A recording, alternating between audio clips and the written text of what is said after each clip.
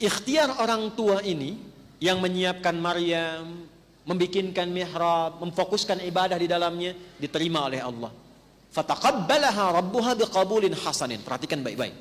Saat Allah terima itu, maka ibu tidak lelah lagi merawat kehidupan anak-anak karena Allah memberikan perhatian lebih dibandingkan hamba lainnya.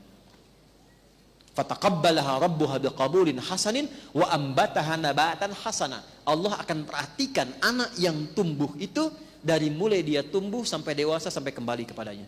Itu yang menyebabkan Maryam tidak pernah bisa diganggu setan dari mulai hidup sampai dengan wafatnya. Maryam. Jadi kalau ibu punya itu di rumah dan tidak harus luas, Bu. Dan kalaupun itu kontrakan, kami pertama berumah tangga dengan istri saya, itu kami hanya kontak dipetakan, Bu, dan bukan aib. Alhamdulillah. Bahkan kasurnya itu cuman, saya nggak tahu ya karena nggak paham ukuran itu tuh. Cuma saya tahunya cuma buat satu orang. Jadi kalau istri saya sedang tidur, saya tidur di lantai. Saya pulang datang, ya Bu ya, di kasur aja. Nggak mau, saya gerah. Oh enggak, saya yang gerah. Tapi kami punya mihrab untuk hamparan sajadah. Dan tidak ada beda, mau dikontrakan, mau nggak ada bedanya. Saya sekarang terbiasa tidur di karpet, di lantai, di kursi, biasa saja. Dengan kitab, baca, nulis, biasa. Kenapa? Karena merasa semua titipan, jadi nggak ada yang aneh gitu.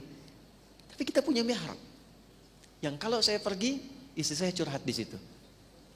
Ya, kalau beliau mengajar, saya pun ada di situ lebih dulu misalnya, saya curhat di situ.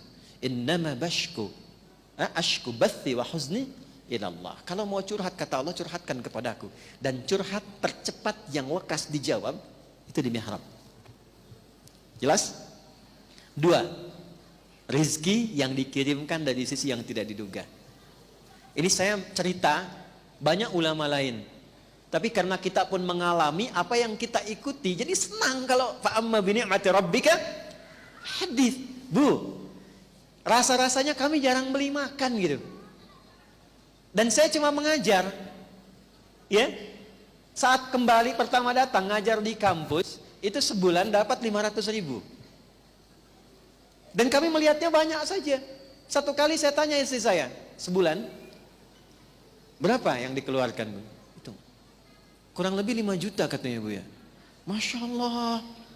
Sayang Allah sama kita ya. Oh ya kan cuma dikasih segini, itu pun jarang diambil. Tapi ternyata Allah masih menjaga kehidupan kita. Makan habis makan datang makanan yang lain. Buah habis buah datang buah yang lain. Rasanya 500.000 gak pernah kepake. Dan sampai sekarang, Bu, di ujung kepala sampai ujung kaki saya gak pernah beli. Ini Allah kasih. Jubah sama. Makanya ibu cari sampai kiamat kurang 2 hari. Itu gak ada jubah ini di toko. Gak ada. Dan Allah hanya titipkan pada seseorang, dibuat hanya untuk saya pakai saja. Datang yang lain, kemudian kita bagikan. Sampai ke ujung kaki, Bu, ini kacamata juga sama, saya nggak pernah beli. Sampai kaos kaki. Apakah merasa punya? Tidak. Makanya apa yang ditempatkan oleh Allah, pesantren dibikin wakaf, saya jadikan wakaf. Tanahnya, tempatnya. Bu, saya mau bikin kuburan pun untuk menyiapkan, saya tidak gunakan tanah wakaf. Beli di sampingnya sedikit buat kuburan supaya tanah untuk pesantren betul-betul wakaf. Dan kita tidak merasa memiliki. Begitu kita meninggal, ada yang meneruskan. Hidup kan cuma sebentar. Dipastik dan pulang itu, tolong katakan pada suami ibu ya.